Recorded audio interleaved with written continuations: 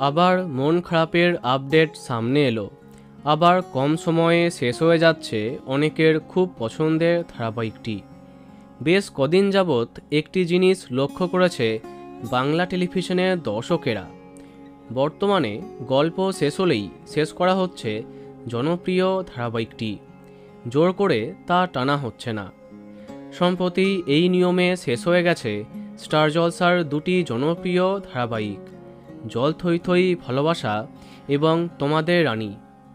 এবার শেষের পথে জলসার আরও একটি জনপ্রিয় ধারাবাহিক। আমরা কথা বলছি চিনি সম্পর্কে। মিসিং স্কুল প্রোডাকশনের এই ধারাবাহিকটি এই বছর জানুয়ারিতে আরম্ভ হয়েছিল। টিআরপিতে অনেকবারই স্লট পেয়েছে, তবে মাঝে নায়িকা পরিবর্তনে বড় ধাক্কা পেয়েছিল চিনি। যাই হোক, বর্তমানে টান টান নাটকীয় পর্ব দেখা যাচ্ছে এই ধারাবাহিকে।